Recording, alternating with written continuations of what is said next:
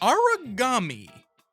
Which one's Aragami? On this edition of Mystery Monday, or whatever the hell I'm calling this random attempt to work through my endless pile of unplayed shame that is quickly consuming my library with every sale Steam slides past my fate. Ooh, Doom the Dark Ages.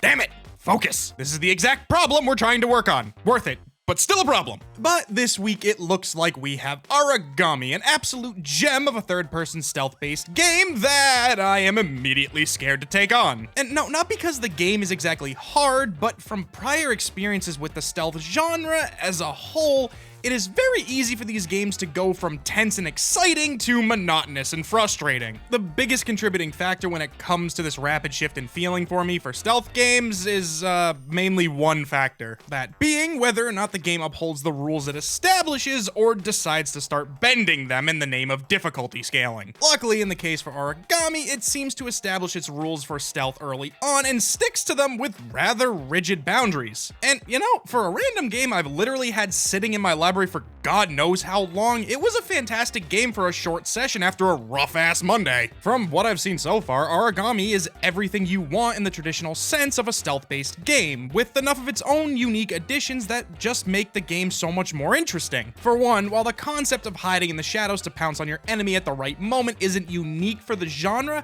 how Aragami utilizes it to synergize with your abilities was honestly a pretty cool innovation. So as long as you are in the shadows, you are undetectable and also refilling your ability bar as seen on your cloak. Now, that bar can be used to jump to another shadowed area, perhaps to bypass or reposition on a sentry, but without a certain amount of charge, this ability is lost to you, so you do need to think carefully before you do anything. Especially for those moments no shadows are available. You can create your own temporary pool in a pinch, but again, it uses that resource the same as the jump, and once there is no shadows left, not only are you detectable from a sizable fucking distance, I might add, but the light is actively eating away whatever you have left of that resource. This was a wild concept for me to grasp and took me well longer than I would like to admit to notice it happening. After all, in most stealth games, I just sit half hidden and half out to lure someone to me and either give them the hot and spicy shrubbery skibbity paps or sneak around them and just move on with my day.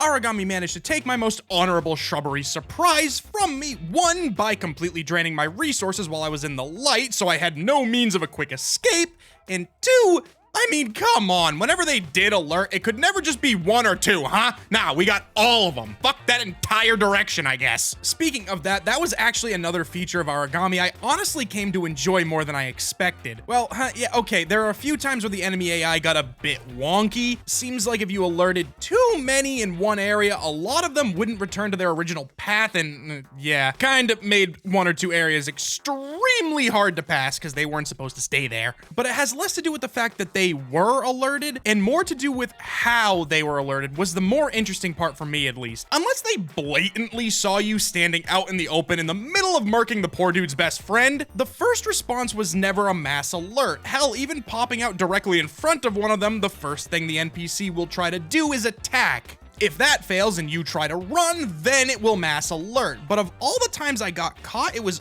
almost rare to see them alert the entire map to your presence. And when they did, it was less of broken AI and more of, oh lord, I fucked up. And for me, this was a really nice change. Typically in stealth games, even getting your pinky toe seen by the enemy means the potential of the whole camp or map or whatever being entirely on guard. But here, no. Instead, it followed a very light outline. First time you're noticed, the guard will investigate. The second time, the sentry is on guard and draws his sword and is primed for a much quicker attack, so you better be quick if you're gonna take him out. And the third time, well, if you get noticed a third time, you have a few seconds to stop him, but he will mass alert the camp if you don't do it quick enough. And honestly, I feel like that's fair. If I get caught 3 times, I deserve the whole camp to know he's right over here hanging out in this plant. It's almost like the game is trying to tell you something about its playstyle. To me, it was saying, hey, we are a stealth game through and through, but don't play too passively. If you have the window and can take it, aggression might be what saves you here. And don't get me wrong, at first that feels kinda weird, but in all fairness, it's kind of a nice shakeup. Stealth games do have the tendency to become monotonous if it's just the same level over and over with a new coat of paint on the walls. I feel like Aragami adds enough that it manages to avoid this pothole. And even though the concept of each level is essentially the same at its core, it offers some new abilities, new modes to kill,